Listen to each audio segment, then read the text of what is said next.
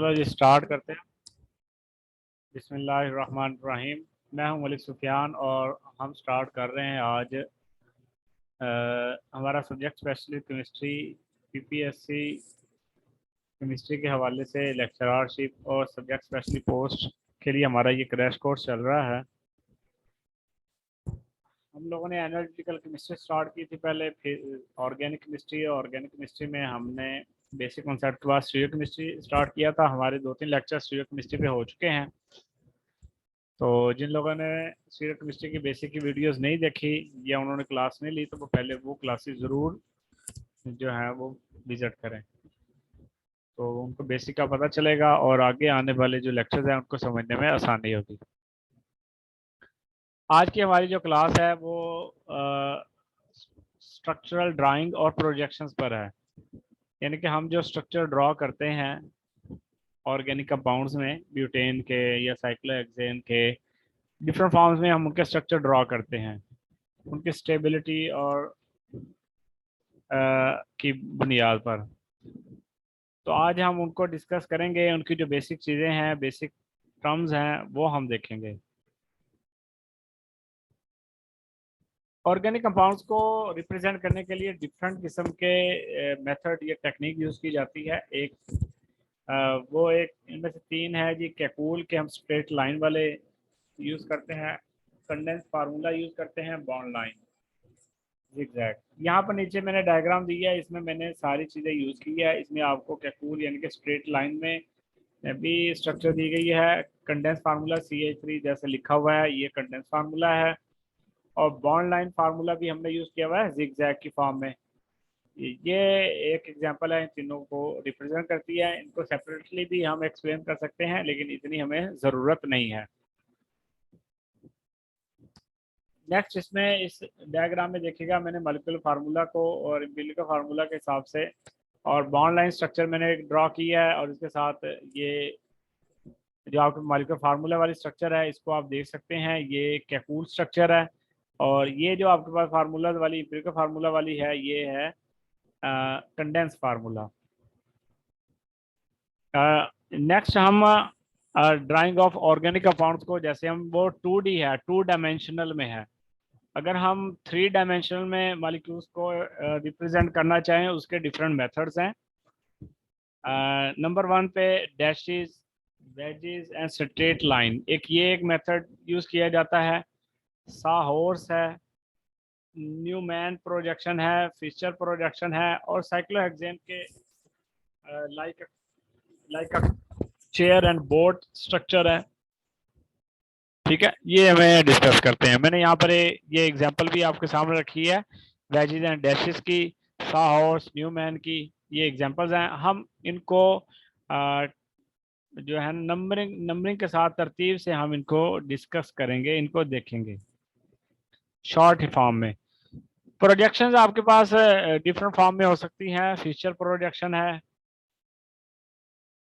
Perspective projection है, हैवर्थ projection है। आपने ये जो हॉरिजेंटल और वर्टिकल लाइंस में फार्मूला ये स्ट्रक्चर ड्रॉ की होती है, इसको हम फीचर प्रोजेक्शन का नाम देते हैं। पर्सपेक्टिव प्रोजेक्शन में आप देख सकते हैं ये इस तरह की, जैसे कोई चेयर है या बोर्ड की फॉर्म में इनको रिप्रेजेंट किया जाता है, या इसको सा हॉर्स भी कहते हैं। सा हॉर्स, ठीक है, घोड़े की तरह लगता है, तो ये इसको हम कहा जाता है, देखा जाता है हॉर्स की तरह हमें नजर आता है, इसलिए इसको सा हॉर्स।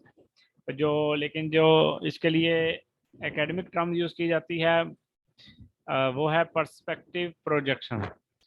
और ये जो ग्लूकोज और इस तरह के शुगर और कार्बोहाइड्रेट्स वगैरह को हम डिस्कस करते थे, इनको हैवर्थ प्रोजेक्शंस के नाम से डिस्कस किया जाता है। बेंजीन की तरह, ये आप इसको कह सकते हो, ये 1 2 3 4 5 6 हेक्सागोनल या पेंटागोनल, इस तरह की रिंग फॉर्म में हम इनको डिस्कस करते हैं। ये हैवर्थ प्रोजेक्शन है, ये पर्सपेक्टिव है, ये फिशर प्रोजेक्शन है। हम इन सबको डिस्कस करेंगे, जो जो हमने नाम किए हैं वो टाइम। फिशर प्रोजेक्शंस में आपको जैसे बता रहा था कि इसमें हम हॉरिजेंटल और वर्टिकल लाइंस के जरिए से इनको ड्रॉ करते हैं, रिप्रेजेंट करते हैं। और ये ज़्यादातर biomolecule like amino acid, carbohydrates को ड्रॉ करने में और रिप्रेजेंट करने में हम इनको इस्तेमाल करते हैं। और या फिर हम इसमें मल्टीपल जो स्टीरियो सेंटर होते हैं, कायरल कार्बन वगैरह होते हैं, इनको हम एक्सप्लेन कर पाते हैं इनमें आसानी से। वो कहता है जी इनको हम लेस कॉमनली यूज करते हैं, यानी कि कम इस्तेमाल इनका किया जाता है, ऑर्गेनिक केमिस्ट इनको कम इस्तेमाल करते हैं। That is the molecule in the unfavourable confirmation, unnatural position होती है, यानी कि हमें इससे खास कोई फायदा नहीं होता, लेकिन हम इसको यूज जरूर करते हैं। और इसी तरह वो कहता है फिशर प्रोजेक्शन में अगर हम मॉलिक्यूल को ओरिएंट वगैरह करते हैं, carbon chain Orient vertically, all the horizontal bond oriented toward the observer and like the arms coming out of the hug you. वो कहता है हम इसको रोटेट कर सकते हैं, ठीक है, टुवर्ड द ऑब्जर्वर के वो हमारी तरफ आ जाए, यानी कि हॉरिजॉन्टल को वर्टिकल, वर्टिकल को हॉरिजॉन्टल में ला सकते हैं। फीचर प्रोजेक्शन वो कहता है कार्बोहाइड्रेट्स के लिए टिपिकली हम ड्रॉ करते हैं longest chains oriented vertically and with the more highly oxidised C carbon at the top. और जो सबसे ज्यादा ऑक्सीडाइज होता है कार्बन, उसको हम क्या करते हैं, टॉप पे रखते हैं, ठीक है, जैसे CH3 वगैरह या CH2OH वगैरह होते हैं, वो हम टॉप पे रखा होता है। इस तरह फीचर प्रोजेक्शन में हम जो ग्लाइसरल्डिहाइड वगैरह होती हैं उसमें हम उनकी जो कन्फिग्रेशन है, RS कन्फिग्रेशन, वो भी हम शो करते हैं, ठीक है। और इनकी ऑप्टिकल एक्टिविटी वगैरह भी साथ ही मेंशन करते हैं, पॉजिटिव नेगेटिव है, क्लॉकवाइज है, एंटी क्लॉकवाइज है, रोटेशन कौन सी है वो हम यूज करते हैं। ये जो फ्यूचर प्रोजेक्शन का हमने थोड़ा सा इंट्रोडक्शन किया है, इस फ्यूचर फ्यूचर प्रोजेक्शंस के आप इसको रूल्स कह सकते हैं कि इसके चंद रूल्स होते हैं, वो हम देख सकते हैं। वो carbon chain is on vertical line पे होना चाहिए, जो कार्बन चेन है वो वर्टिकल लाइन में होगा, ठीक है। और हाईएस्ट जो ऑक्सीडाइज कार्बन होगा वो टॉप पे होगा, और इसकी जो रोटेशन है वो 180 पे डजंट चेंज मॉलिक्यूल, यानी कि अगर हम 180 पे इसको रोटेट करेंगे तो कोई खास चेंज नहीं आएगा, वही रहेगा। और 90 का जो रोटेशन है वो कहता है वो अलाउ नहीं होता, ठीक है। 180 पे मॉलिक्यूल सेम रहेगा और 90 पे क्या है वो अलाउ नहीं होगा। इसको भी हम एग्जांपल के जरिए से देखेंगे किस तरह से 180 पे सेम नहीं और चेंज नहीं होता मॉलिक्यूल, और 90 पे अलाउ नहीं है। 90 पे क्यों अलाउ नहीं है वो भी हम दिखाएंगे। यहाँ पर देख सकते हैं ये फीचर प्रोजेक्शन आपके सामने इस्तेमाल की गई है। जो टॉप पर है सी कार्बन जो है वो मोस्टली ऑक्सीडाइज है, और वर्टिकल, और ठीक है, ये वर्टिकल लाइंस है और ये हॉरिजेंटल लाइन है। इस वर्टिकल लाइन पे कार्बन है और ये हॉरिजेंटल पे हमने क्या यूज किए हुए हैं, हाइड्रोजन और हाइड्रोक्सल आयन। और ये OCOOH जो है ये मोर ऑक्सीडाइज कार्बन है, और ये D और L ग्लूकोज है, ठीक है। DL कॉन्फ़िगरेशन हमने कल भी हमने कुछ डिस्कस की थी, और प्रीवियस लेक्चर्स में भी हम देख चुके हैं कि DL कॉन्फ़िगरेशन क्या होती है। DL कॉन्फ़िगरेशन अगर आपको नहीं मालूम तो आप मेरे प्रीवियस लेक्चर को लाजमी देखें। ये एक फीचर प्रोजेक्शन है, वो कहता है फीचर प्रोजेक्शंस को अगर हम मॉडिफाई करना चाहें तो वेज डैश नोटेशन के जरिए से हम कर सकते हैं, ठीक है। आपने देखा होगा जो वर्टिकल लाइंस हैं वो हमने डैशेस के साथ एक्सप्लेन की हैं, और जो हॉरिजॉन्टल लाइन है उसको हमने वेज के साथ एक्सप्लेन की है। फीचर प्रोजेक्शंस को हम किस तरह से वेज डैश में कन्वर्ट कर सकते हैं वो आपको सामने दे दिए दिखाया जा रहा है, ठीक है, आप उसको देख सकते हैं।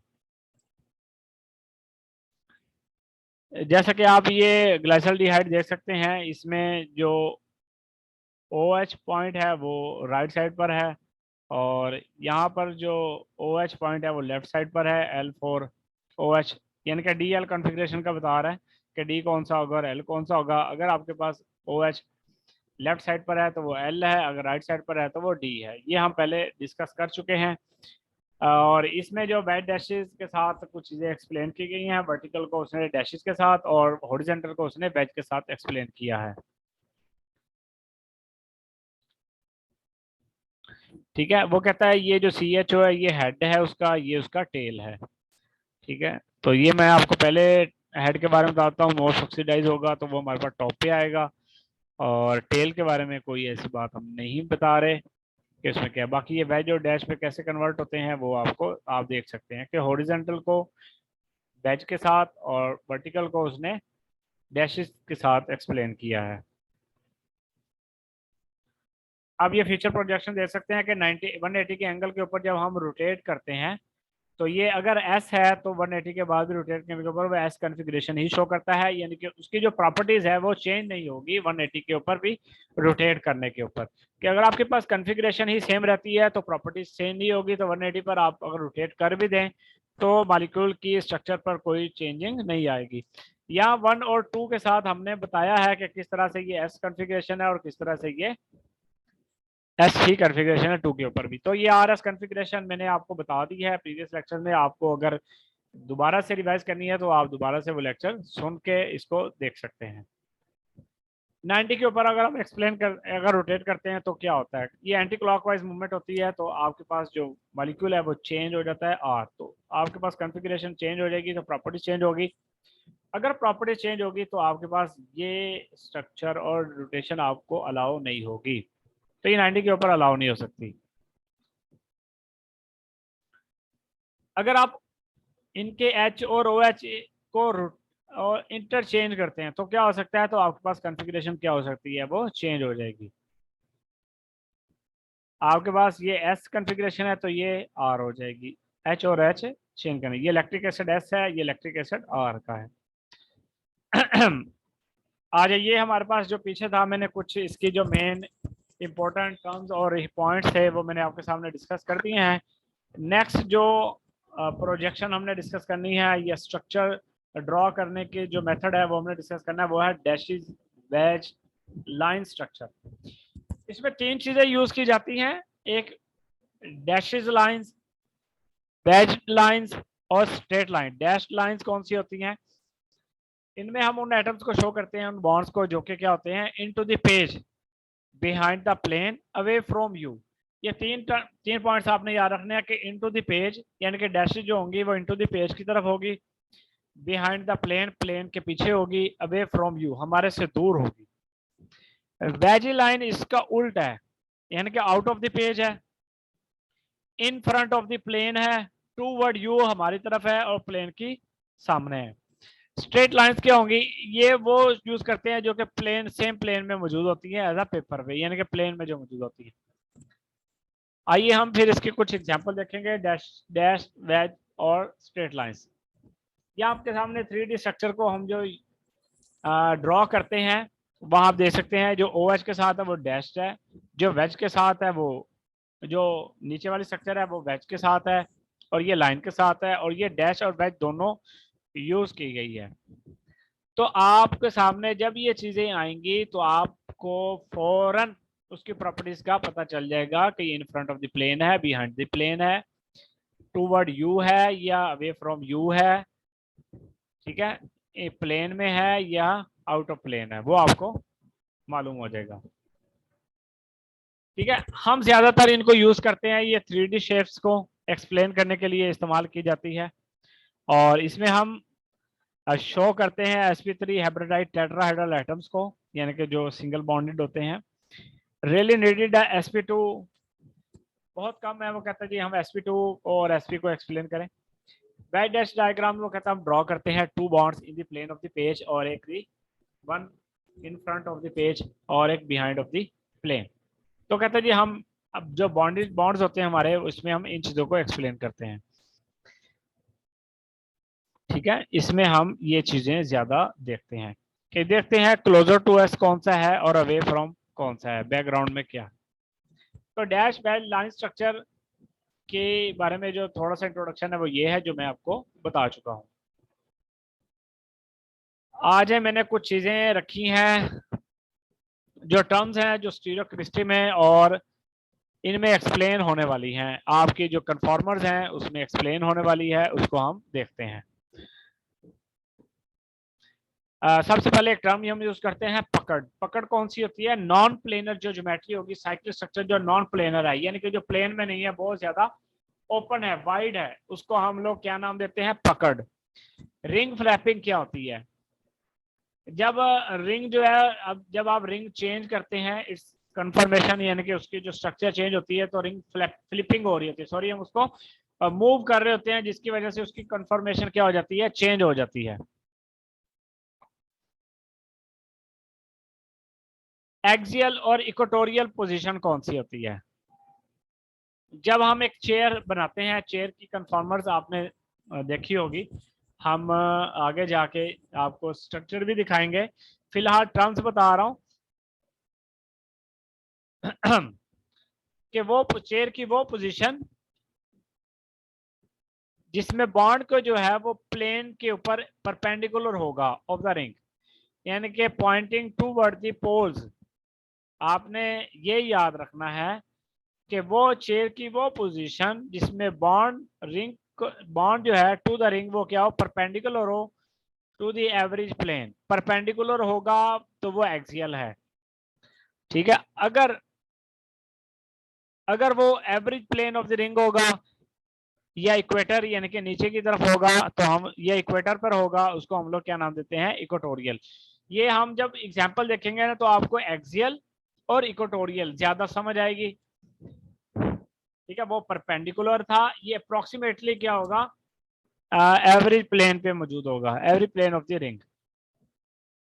चेयर कौन सी होती है, मोस्ट स्टेबल जो कंफर्मेशन है चेयर की फॉर्म में, जैसे आपके पास चेयर और कुर्सी है उस तरह की फॉर्म में बोर्ड किश्ती की फॉर्म में मौजूद होता है। हाईली एनर्जी कंफर्मर यानी कि ये लेस स्टेबल है, ये मोस्ट स्टेबल है, और ये फ्लिपिंग की वजह से हम इनकी स्ट्रक्चर को चेंज कर सकते हैं। स्ट्रेन क्या होता है, एक ऐसी एनर्जी जो एसोसिएट होती है सिस्टम के साथ जुड़ी होती है ड्यू टू ज्योमेट्री की वजह से, उसको हम स्ट्रेन का नाम देते हैं। आप सना फिर ऐसे करें, आप इसको आप दोबारा से रिज्वाइन हो, पहले लीव कर जाएं फिर दोबारा फिर ज्वाइन हो, आपका मसला हल हो जाएगा। फिर आवाज आ रही है ना मेरी, वो मेरा देखो माइक तो बिल्कुल अपनी जो वाइब्रेशन है वो शो कर रहा है कि इसका मतलब है आवाज आ रही है।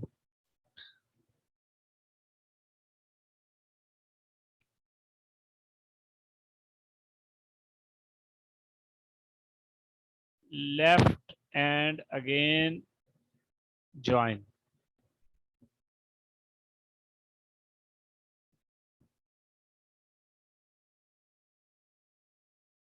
अच्छा जी, तो ये कुछ टर्म्स हैं, आपको इनका पता होना जरूरी है। Angle strain, van der Waal strain, steric strain क्या होता है। एंगल स्ट्रेन में अपने वर्ड्स में आपको बता देता हूं कि जैसे ही एक sp3 हाइब्रिडाइजेशन है, आपने देखा है उसका उसका जो एंगल होता है वो 109 होता है। अगर वो 10, अगर आपने किसी को स्ट्रक्चर ड्रॉ किया साइक्लोफॉर्म में, ठीक है, उसमें sp3 हाइब्रिडाइजेशन तो है लेकिन उसका एंगल जो है 109 से कम हो गया, 107 हो गया, 90 पे हो गया, 60 पे चला गया है, तो वो किसकी वजह से होता है, एंगल स्ट्रेन। तो बॉन्ड एंगल स्ट्रेन, तो आपको ये पता होना चाहिए। वो कहता है destabilisation due to the distortion of the bond angle from its optimum value, यानी कि जो उसकी स्टैंडर्ड वैल्यू है 109 उससे अगर कम हो जाता है, by the electrostatic repulsion of the electrons in the bond. तो उनमें इलेक्ट्रोस्टैटिक रिपल्शन होती है, दूसरे करीब हो जाते हैं, करीब होने की वजह से उनका बॉन्ड एंगल क्या हो जाता है, कम हो जाता है। वैंडरवाल स्ट्रेन कौन सा होता है, जो वैंडरवाल रिपल्शन के थ्रू होता है उसको हम वैंडरवाल स्ट्रेन का नाम देते हैं। और आपको ये मालूम है कि नॉन बॉन्डिंग एटम जब एक दूसरे के करीब आते हैं तो उनमें क्या होती है कि रिपल्शन होती है, उसको हम लोग क्या नाम देते हैं, वैंडरवाल फोर्सेस की वजह से जो स्ट्रेन बनता है वो वैंडरवाल स्ट्रेन कहलाता है, ठीक है। इलेक्ट्रॉनिक क्लाउड जो एटम्स के होते हैं जो दूसरे के साथ रिपल्शन होती है उनकी, तो उनको हम नाम देते हैं। और स्ट्रेट स्ट्रेन में क्या आ जाता है, कहता है जी जो हम डिफरेंट स्ट्रेन पढ़ते हैं, एंगल, टॉर्शन, वैन स्ट्रेन, इन सब को हम स्ट्रेट स्ट्रेन का नाम भी देते हैं अगर वो मॉलिक्यूल के साथ है। Torsional strain, torsional angle, ring strain. Torsional strain कौन सा होता है कि अगर आपका पेयर ऑफ द बॉन्ड्स की रिपल्शन हो रही है, यानी कि दो बॉन्ड्स की अगर आपस में रिपल्शन हो रही है due to the electrostatic repulsion of the electrons in the bond, तो उसको हम टॉर्शनल स्ट्रेन कहते हैं। और इनके दरमियान में जो एंगल बन रहा होता है उसको टॉर्शनल एंगल का नाम देते हैं, सी एक्स सी वाई। अगर आपके पास एक्स सी सी वाई में जो स्ट्रेन हो रही है, इनमें जो एंगल बन रहा है वो टॉर्शनल एंगल है। हम इसको आगे जाके कुछ एग्जांपल में भी मैं आगे आपको दिखाऊंगा दूसरी तीसरी स्लाइड में जब हम आगे जाएंगे। रिंग स्ट्रेन, ये रिंग एंगल, ये एंगल स्ट्रेन ही है जो रिंग स्ट्रेन के नाम पर मौजूद है, जो मैंने आपको बताया था अभी, ठीक है। वो कहते हैं जो रिंग स्ट्रेन है ये एंगल स्ट्रेन और टॉर्शन स्ट्रेन की वजह से होता है। और जब ये हम किसी रिंग को तोड़ते हैं तो उसे एक्स्ट्रा एनर्जी जो है वो रिलीज होती है। ये आपको पता होना चाहिए कि जब रिंग टूटता है तो एक्स्ट्रा एनर्जी रिलीज होती है। ये दोबारा से वही है, एंगल स्ट्रेन, टॉर्शनल स्ट्रेन और स्टीरिक स्ट्रेन। इसको आप देख सकते हैं, अगर आप सिंपल फॉर्म में देखना चाहें, याद रखना चाहें, तो ये यहाँ पर मैंने लिखा हुआ है।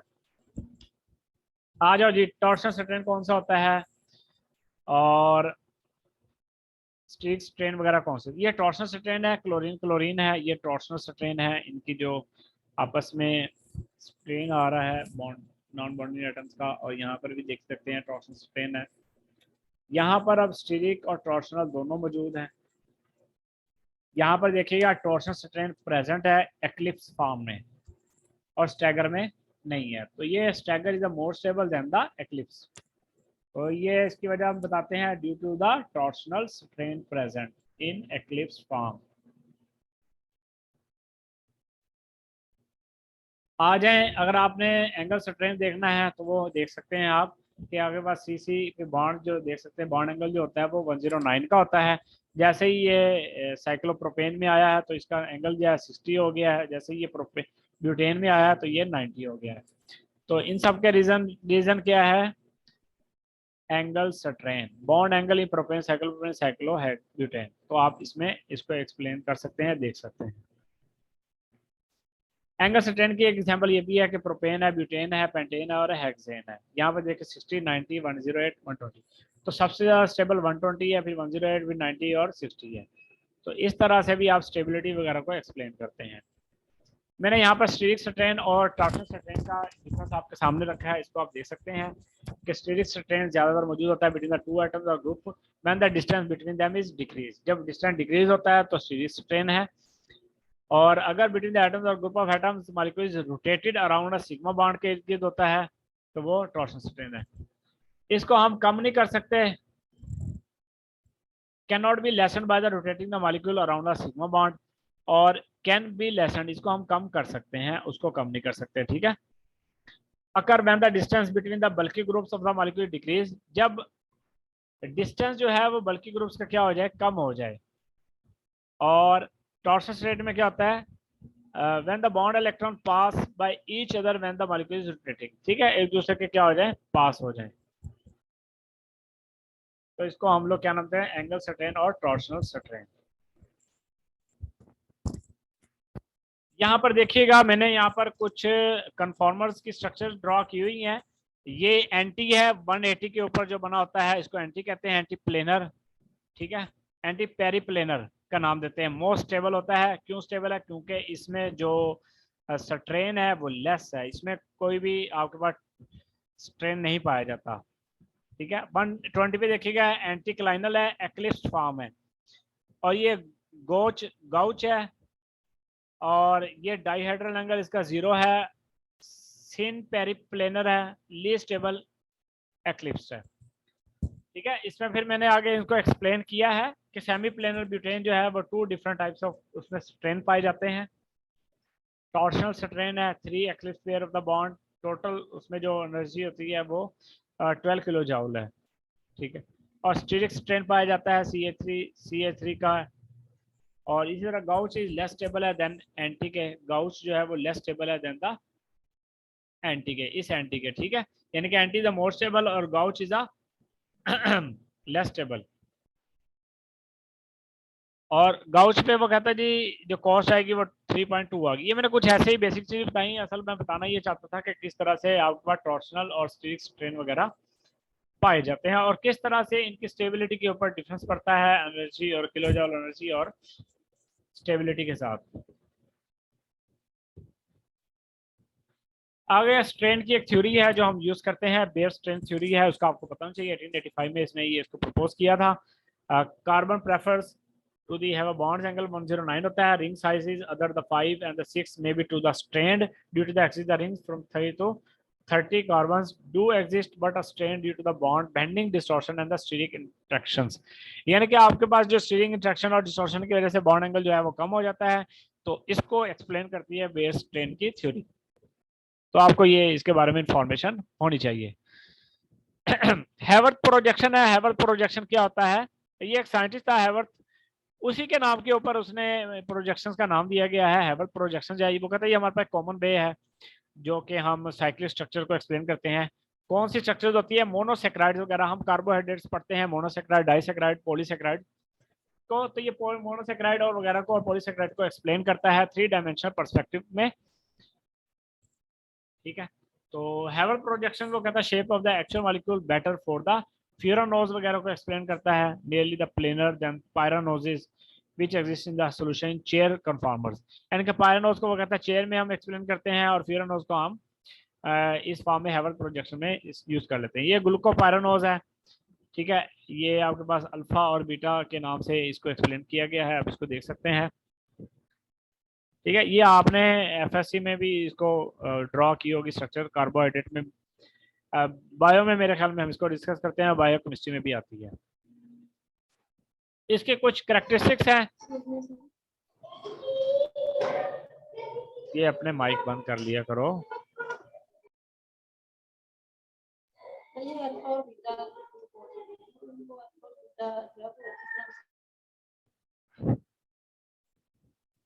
अच्छा जी, वो कहता जी हमने जो इसमें जो इसकी करेक्टरिस्टिक्स होती हैं वो हम देख लेते हैं। वो कहता है carbon is the implicit type of atom.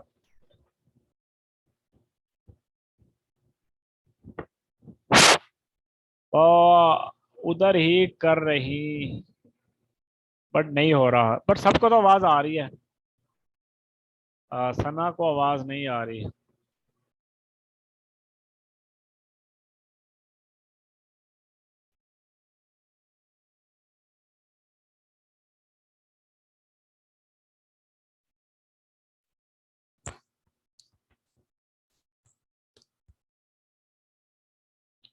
अच्छा जी,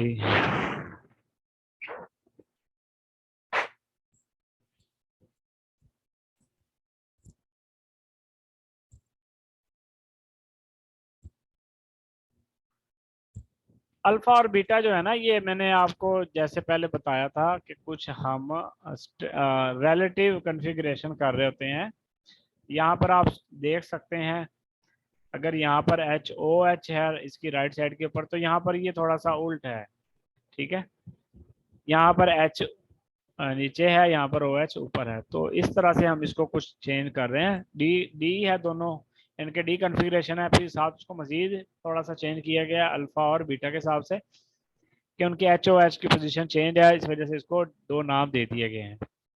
तो रिलेटिव कॉन्फ़िगरेशन में कोई स्पेसिफिक रूल नहीं होता। ठीक है।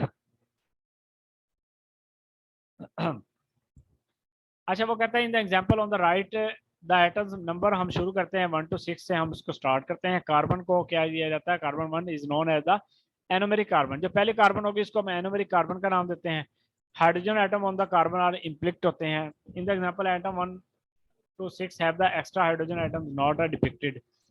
A thicker line indicate करती है that closer to the observer। ठीक है, जो कि थिकर लाइन होगी वो एक्सप्लेन करती है कि ये ऑब्जर्वर के नजदीक है। ठीक है, फिलहाल यहाँ पर हमने इसको बाजू का ड्रॉ नहीं सही किया होता है, ऐसी स्ट्रक्चर बनाई होती है। और in the example on the right, जो राइट के ऊपर वो कहते हैं एग्जांपल है atom 2 and 3 are corresponding OH group are the closely to the observer के करीब है। Atom 1 and 4 are farther from the observer के है। एटम जो एटम 5 है वो कहता है other atoms are the farthest, वो दूर है। Group below the plane of the ring in the Haworth projections correspond to those on the right hand side of the feature projection. The rule does not apply the group on the two ring carbons bonded to the endocyclic oxygen atom। ठीक है, जो आगे मजीद हम बनाते हैं वो कहते हैं उसको हम एक्सप्लेन नहीं करते।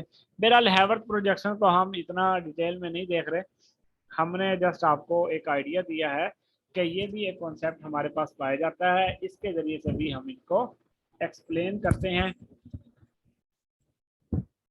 ठीक है, जैसे ये फीचर प्रोजेक्शन है, इसको कन्वर्ट किया गया है हैवर्थ प्रोजेक्शन में।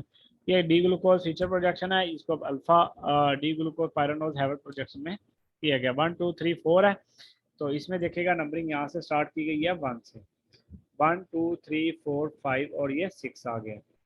तो ये देखिएगा ये डाउन है और ये अप है, ये अप मॉलिक्यूल है, ये अप है। जो रिंग के नीचे है वो डाउन है और ये अप है, ये अप है। 1 वाला तो एक एनोमेरिक कार्बन है, और बाकी जो ये नीचे ये डाउन है, 2 अप हैं। ठीक है, यहाँ पर बताया गया C2 C3 C4 right side left side down है, और लेफ्ट साइड वाले क्या हैं, अप हैं। इसमें C2 और 4 डाउन है, और C3 क्या है, अप है, जैसे कि ये बताया गया, ये मैंने दिखाया है। C5 वो कहता है if OH is on right side it is a D sugar है। ठीक है, जो CH2OH अप है। अगर अल्फा एनोमर है, यानी कि जो ये आपके पास ये वाला है कार्बन अल्फा एनोमर, अगर OH डाउन है तो D शुगर है, यानी कि अल्फा एनोमर तब है कि OH जो है वो डाउन है, और बीटा एनोमर जो कि अगर है तो उसमें OH जो है वो अप है, D शुगर। जैसे कि इसमें आप देख सकते हैं कि आपके पास अगर OH जो है वो अप है तो वो बीटा है, अगर OH वो डाउन है तो वो अल्फा है। तो मैं बता रहा हूँ ना, ये कोई स्पेसिफिक रूल नहीं है। हाँ, हमने कोई रिलेटिव बनाकर हमने उसको डिफ्रेंशिएट करते थे दूसरे मॉलिक्यूल के साथ। तो यहाँ पर वही बात है जो मैं आपको वहां पे समझाने की कोशिश कर रहा था, यहाँ पर रिटर्न में आपको दिखा दिया गया, आप इसको देख सकते हैं। ठीक है, आ जाए एक और एग्जांपल देखते हैं हम कि अप और डाउन सब्स्टिट्यूएंट में जो मौजूद होते हैं वो कैसे होते हैं। यहाँ ये हैवर्थ प्रोजेक्शन है, यहाँ पर ये अप है, ये अप है, और ये वाला अप है, ये डाउन है, ये भी डाउन है। ठीक है, और यहाँ पर आप चेयर पे आके देख लें, ये अप है, ये अप है, और ये अप है, ये वाला। ठीक है, ये स्ट्रक्चर, ये डाउन है और ये डाउन है। तो इस तरह से चेयर और हैवर्थ प्रोजेक्शंस को हम इस तरह से कन्वर्ट भी करते हैं और उनको स्टडी भी करते हैं। 2 डाउन और 3 अप OH ग्रुप शो किए गए हैं। यहाँ पर देखिएगा चेयर वर्सेस हैवर्थ प्रोजेक्शन। ठीक है, अप कौन से हैं, अप डाउन कौन से हैं। यहाँ पर ये अप है और ये अप है, ये डाउन है, ये डाउन है। इसी तरह यहाँ पे आप देख सकते हैं ये OH अप है, ये अप है, और ये 2 डाउन है।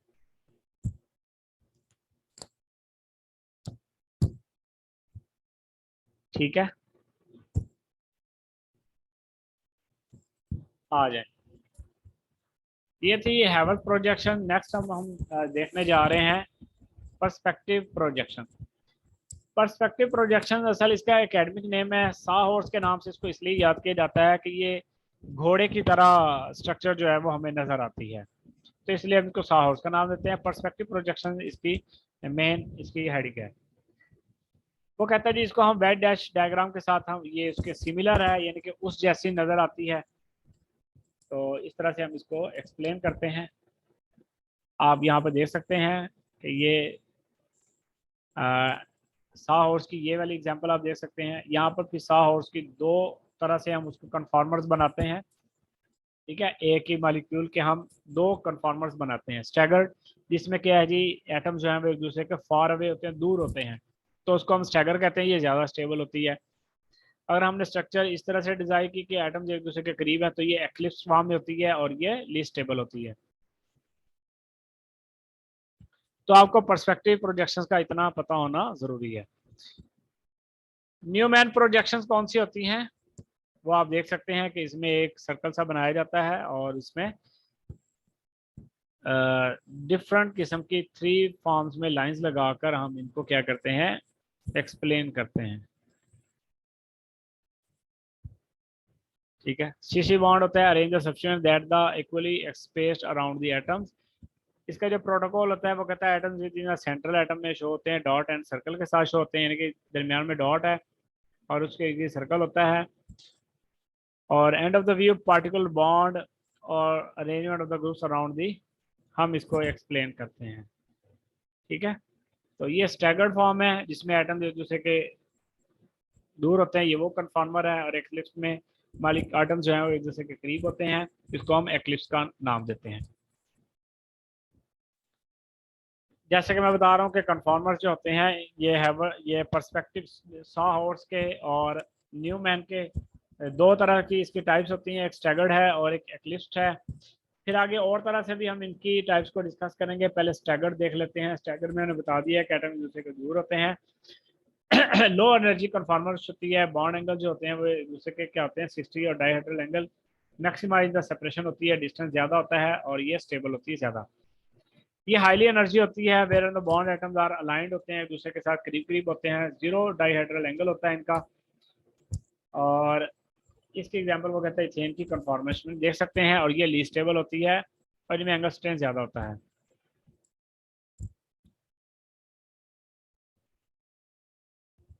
चलें ठीक है सना, मैं ग्रुप में भेज दूंगा। वैसे हम डेली भेजते हैं, आप उसको देख लीजिएगा। लेकिन ये प्रॉब्लम है, आप इसको रिजॉल्व करें कि आपको आवाज़ क्यों नहीं आ रही।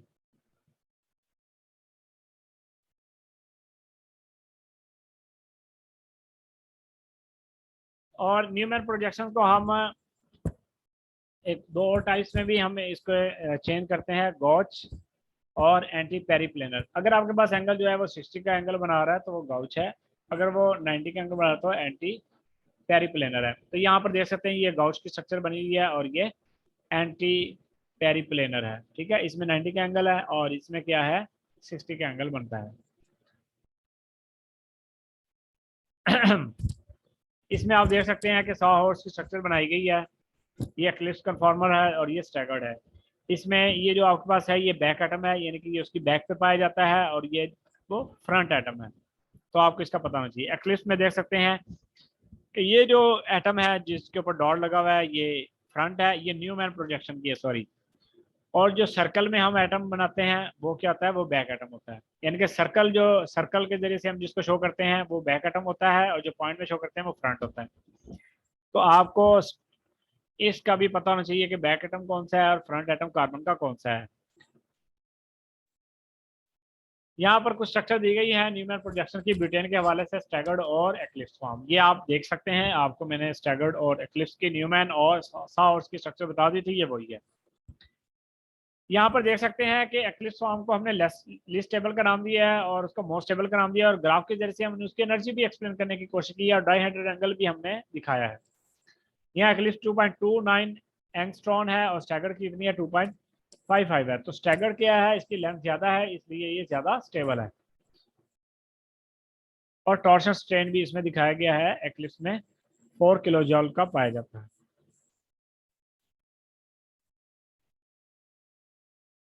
न्यूमैन प्रोजेक्शन हमारी चल रही है, हम इसको देख रहे थे। तो इसमें कुछ रिटर्न फॉर्म में मैंने बताया है और ये चीज़ें हमने पहले पढ़ भी ली हैं कि एंटी कौन सा होता है जो